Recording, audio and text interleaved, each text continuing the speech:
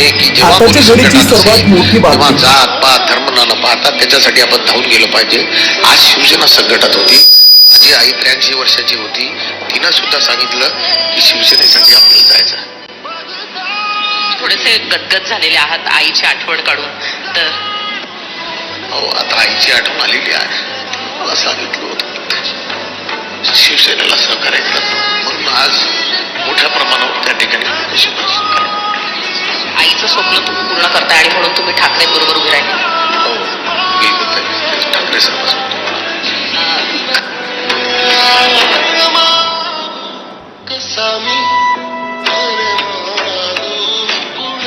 हे ऐकायला आलं का तुम्हाला? आईला काय वाटेल? आईची शपथ घेऊन जर हे गद्दारी करणार असेल तर खरोखर आईला काय वाटत असेल? आणि चूक आपल्या सगळ्यांची झाली, विशेषतः माझी झाली. आईची शपथ घेतल्यानंतर ह्यांनी पूर्वी एकदा आपल्याशी गद्दारी केली होतीच, तरी परत आले. आणि परत आल्यानंतर तुम्ही आता या टेपमध्ये ऐकलं असेल की जेव्हा कोणी संकटात, अरे एवढे शिवसैनिक असताना शिवसेनेवरती संकट येऊच शकत नाही, तुझी काळजी कर, माझी करू नकोस, माझी करू नकोस.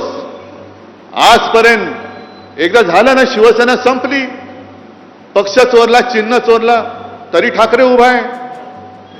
मग आमदार फोडल्यानंतर शिवसेना संपली होती, तर तुमच्या विरोधात नाकावर टिचून या सर्व तमाम जनतेने 9 खासदार आपल्या हक्काची मशालीवरती निवडून आणले होते. ती फोडण्याची वेळ का आली? त्यावेळेला आपल्याला चिडवलं जात होतं, तुमचे 18 खासदार मोदींच्या चेहऱ्यावर निवडून आले, मोदींच्या चेहऱ्यावर निवडून आले. अरे मोदींच्या समोर देशात लाट असताना माझ्या या शिवरायाच्या महाराष्ट्राने मोदींच्या भाजपला आडवा करून त्यांच्या छाताडावरती हक्काचे शिवसेनेचे आणि महाविकास आघाडीचे 31 खासदार बसवले होते. कुठे गेली ती मोदींची लाट? आणि विकास निधी जे काय बोंबलत आहेत, एकूण 2 वर्षामध्ये लोकसभेमध्ये हे किती वेळा हजर होते? काय आंदोलन म्हणून काय केली त्यांनी? जे आंदोलन आपण केली, शेतकऱ्याला कर्जमुक्त, मी काय उपकार नाही केले, पण एक अनपेक्षितपणाने मुख्यमंत्री पदाची जबाबदारी मला स्वीकारावी लागली. कोणीही मागितली नव्हती, पण मी माझं कर्तव्य मानलं की आपला हा अन्नदाता आहे. सगळेजण म्हणतात मी शेतकऱ्याचा मुलगा आहे, मी शेतकऱ्याचा मुलगा आहे. अरे मग मुलगा असशील तर शेतकऱ्याच्या मुलाच्या निष्ठेला जाग ना तू, का शेतकऱ्याची गद्दारी करतोयस?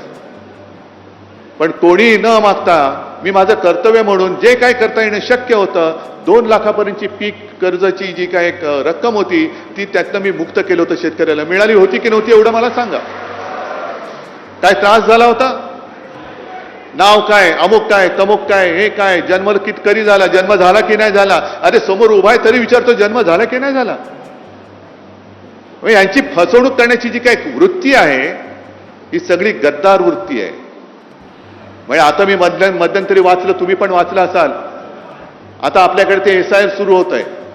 रेशन कार्ड, आधार कार्ड, पॅन कार्ड, आता पासपोर्ट, हे तुमचं भारतीय नागरिकत्वाचा दाखला धरला जाणार नाही. मग काय करणार? भाजपचं सदस्यत्व एवढंच तुम्ही धरणार? आम्ही नाही आहोत भाजपचं सदस्य, कारण हा भारतीय जनता पक्ष नाहीच आहे. असाच जर का वागला तर हा पाकिस्तान जनता पक्ष होतोय की काय, अशी आम्हाला तर चिंता वाटायला लागलेली आहे.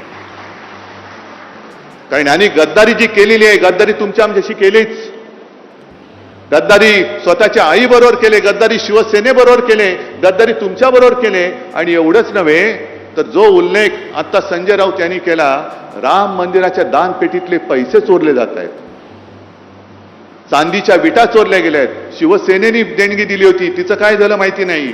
चांदीच्या विटा दिल्या होत्या, त्याचं काय झालं माहिती नाही.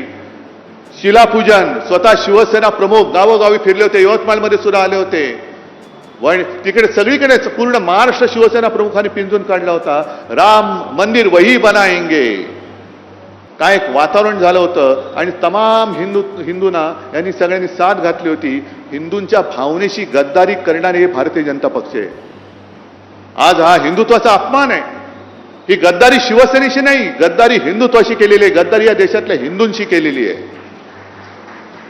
जाब फक्त या गद्दाराला विचारून नाही चालणार, जा भारतीय जनता पक्षाला विचारावं लागेल.